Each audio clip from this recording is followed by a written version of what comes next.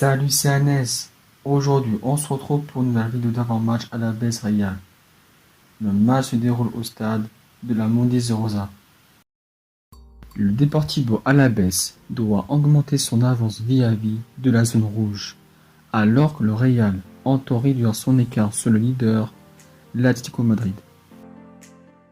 La fin de saison risque d'être épique du côté d'Alavés. Présent dans l'élite depuis la saison 2016-2017, Alavés n'est pas du tout assuré de pouvoir conserver sa place en Liga à l'issue de la saison. En difficulté, le club ne se trouve qu'en 17e position du classement avec un petit point d'avance sur Elche qui compte 2 matchs de retard.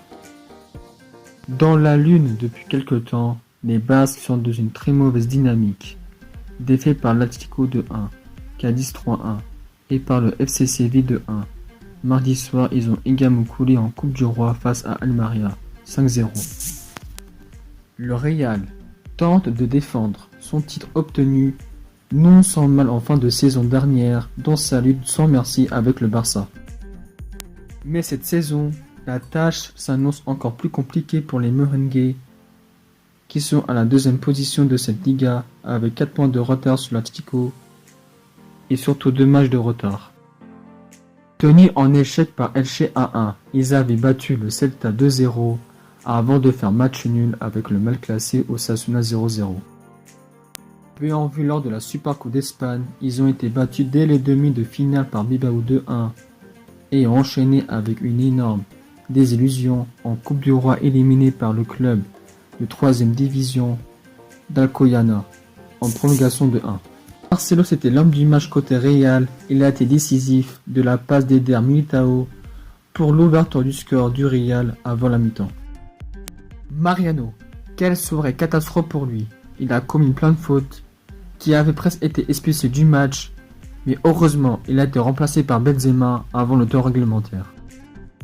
Vinicius, soit il part en prêt ou un transfert définitif, parce que chaque match il nous déçoit vraiment. Des fois, il fait des gestes qui ne servent à rien dans le football. On espère le retour de Rodrigo parce qu'il est bon depuis le début de saison.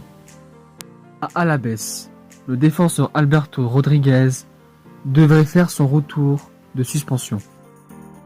Par contre, l'apportant Rodrigo, Elise, ainsi que le meilleur buteur, Lucas Pérez, 4 buts, sont sur le flanc en ce moment.